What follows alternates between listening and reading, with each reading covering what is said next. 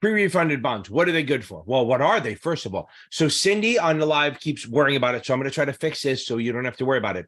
Now, I'm doing a very basic level that's good for the SAE exam, the 65, 66, and Series 7 exam. So let's get into it without wasting any more time, your time or my time. Okay. So we issue a bond. I issue a GO bond for $10,000. Okay. I issue a $10,000 GO bond. I'm using small numbers because I'm an idiot. I can't do big numbers. I can do a million, 20 million, but then I'd have to bring up my calculator and I would suck at that. So I issue a GO bond. What's a GO bond? That's like a city, a town, a state issuing a bond for shit that's free to use, general obligation. So it's like for high schools, parks, libraries, all stuff that's free to use. It's backed by taxes, which means the interest isn't taxable, nor do I as a state have to pay taxes. So I issue a $10,000 bond, put a little dollar sign there, make us all feel better that I'm doing the right thing. Boom. Of course, if I did it in black, that would help. Boom. Okay, now at 5%, that means I have to pay $500 a year in interest, $250 every 6 months. Great, awesome, Boom. Let's say after I issue it, interest rates then drop. Now, interest rates drop in the economy down to about 3%. That means if I would issue the same bond for 10 grand, I would only have to pay 300 a year. So yeah, why wouldn't I do that? I'd rather pay 300 a year than 500 a year. So I'm going to issue this new bond later, a new GO bond at 3%, paying 10 grand, getting 10 grand, and I'm going to pay $300 a year. I keep saying want to say month. And if I do, just ignore the man behind the curtain.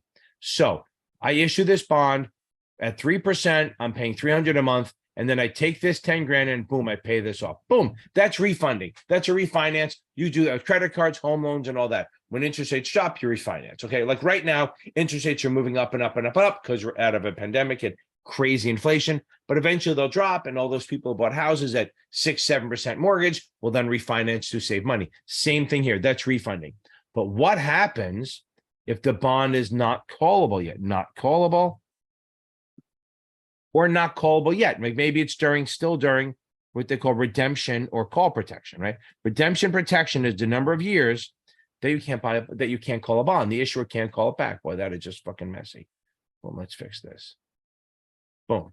So now it's not callable yet. So I still want to issue this bond and save money, but I mean, I can do it, but I now I have two bonds because I can't call this back yet. Maybe it's 5 years, maybe it's 10 years, maybe it's just not callable at all. Okay. So what we're going to do is we're going to do what they call, these are the words, these words mean the same.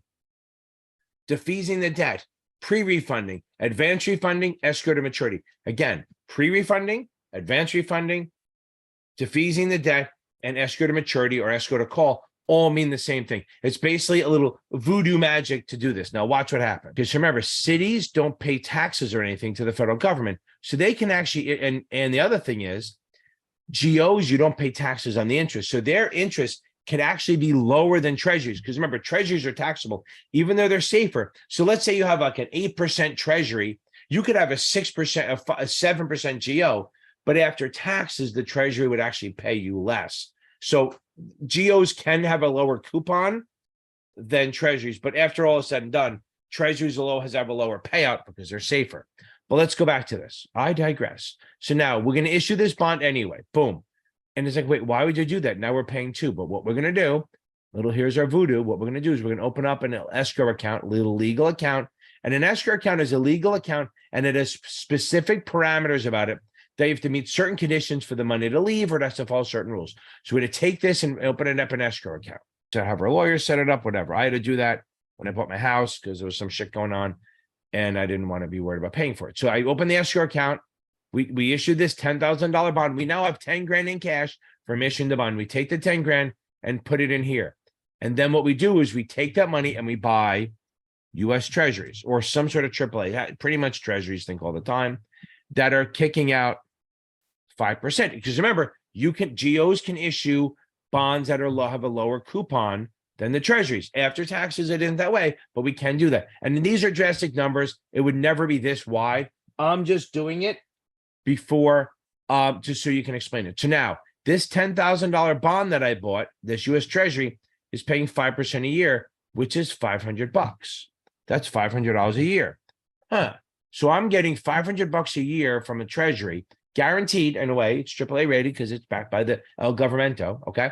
So now, although end of June, who knows if they can ever pay the debt ceiling, but we'll see. Now, a lot of brinkmanship going on there. So we're getting $500 a year. And look, we owe 500. So basically what we're going to do is attach this bond to this old bond, this old one, this new treasury, we're going to attach it, and boom. What happens is now this thing is paying the interest on this. And when this is ready to be called, they'll just use the 10 grand to pay it off if they can. There'll be harder numbers. I'm just doing it as an example. It's a sample. So now the only thing I owe is this $300. I found a way to lower it. I would say defeating, right? It sounds like defeating. I defease the debt. I put it behind this treasury. So boom. Now let's talk about this for a second. Here we go. You issued a 3% bond, $300. We're good to go. That's off my balance sheet because I did this. As long as it's a AAA or a treasury, I can do this. If it's less than that, I still have risk because these guys do not have much risk. Now, as the person who owned this bond, you were getting 5% a year based on a certain credit rating, and all of a sudden I defease it or escrow to maturity or pre-refund it. Pre-refund, not refund, pre-refund or advance refund. Now, are you happy or pissed? Well, you knew when interest rates drop, you're going to have to get called back at some point. But here's the thing. This specific bond, not me, the specific bond just became AAA rated. So your bond went from whatever the rating was to basically the same rating as the treasury. So you're not unhappy because if you want to sell the bond, it'll be much easier to sell because there's no principal risk here. We're very limited because the treasury should not default. Okay.